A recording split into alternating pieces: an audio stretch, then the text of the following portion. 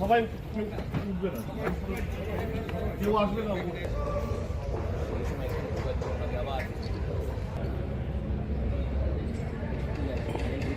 এই পদ কোথাও গিয়ে কি ভোটের আগে বাঙালি কমিশনের মধ্যেও কোনো রাজনীতি লুকিয়ে থাকে? দেখুন, প্রথম কথা হচ্ছে এই সুপ্রতিম সরকার যখন সিঙ্গুরে মমতা বন্দ্যোপাধ্যায়ের আন্দোলন চলছিল, কৃষকদের আন্দোলন চলছিল, সেই সময় এই সুপ্রতিম সরকার, যিনি বামফ্রন্ট সরকারের অত্যন্ত কাছের একজন অফিসার ছিলেন, বলা ভালো কোলের অফিসার ছিলেন, তিনি কৃষকদের উপর লাঠিচার্জ, মহিলাদেরকে ভ্যানে তোলা, এই ধরনের কাজ সিঙ্গুরে করেছিলেন।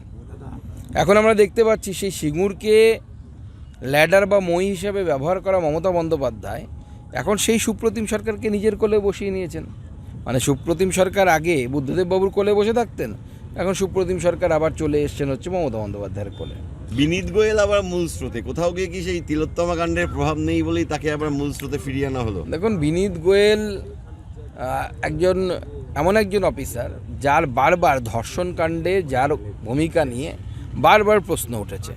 কামদুনি কাণ্ডের ইনভেস্টিগেশন তিনি করেছিলেন, সেক্ষেত্রেও উচ্চ আদালতে অভিযুক্তরা ছাড়া পেয়ে গেছে, এবং তারপরে এই যে আরজিকর মামলা, তাকে সরাতে বাধ্য হয়েছিলেন মমতা বন্দ্যোপাধ্যায়ের সরকার।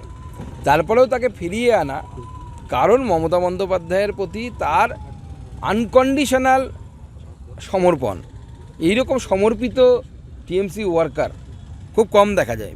টিএমসি পার্টির পোর্টফোলিও হোল্ডাররা সম্ভবত অতটা সমর্পিত নন যতটা উনি সমর্পিত।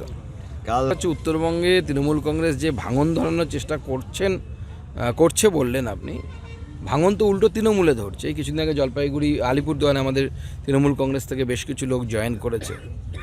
বিজেপি উত্তরবঙ্গে শক্তিশালী, এবং এতটাই শক্তিশালী যে তৃণমূল কংগ্রেস যতই লাফালাফি করুক, ওই লাফালাফি খুব একটা কাজে আসবে না। এখানে ওনাদের যে সেনাপতি, সে তো ঘুরে বেড়াচ্ছে, সেনাপতি না যুবরাজ কি বলে যেন, তো সে তো ঘুরে বেড়াচ্ছে, সে তো দেখে গেছে কি অবস্থা আছে, সে জানে কি হতে পারে।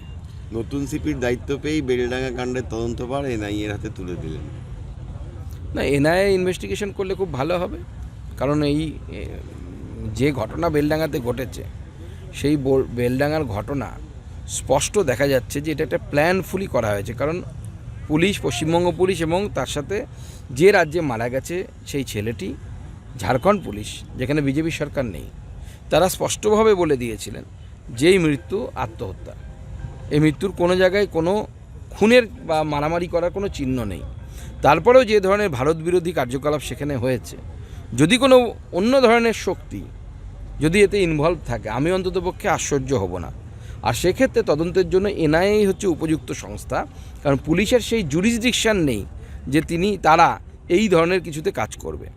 সেই জন্য এনআইএ হচ্ছে উপযুক্ত সংস্থা, এবং তাতে অগ্নিসংযোগ, বোম ফাটা, এই ধরনের বিস্ফোরক যে ধারা, সেই ধারা নিশ্চয়ই আছে, নাহলে তো এনআইএ তদন্ত হবে না। দাদা, আজকে অমিত শাহর যে অনুষ্ঠান কি বলবে, মানে কতটা উজ্জীবিত করবে? মাননীয় গৃহমন্ত্রী ভারতবর্ষের অন্যতম শ্রেষ্ঠ স্ট্র্যাটেজিস্ট হিসেবে তাকে ধরা হয়। তিনি এলে পরে অবশ্যই আমাদের কার্যকর্তারা উদ্বুদ্ধ হবেন, তিনি পাথেও দেবেন যে আমরা কিভাবে চলব। আর উত্তরবঙ্গ যেহেতু বিশেষ করে এই উত্তরবঙ্গের মাথা, অর্থাৎ আমরা যাকে আমাদের সাংগঠনিক ভাষায় শিলিগুড়ি বিভাগ বলি, সেই শিলিগুড়ি বিভাগে ভারতীয় জনতা পার্টি খুব শক্তিশালী। কোচবিহার বাদ দিয়ে সবকটা সিট আমরা জিতেছি।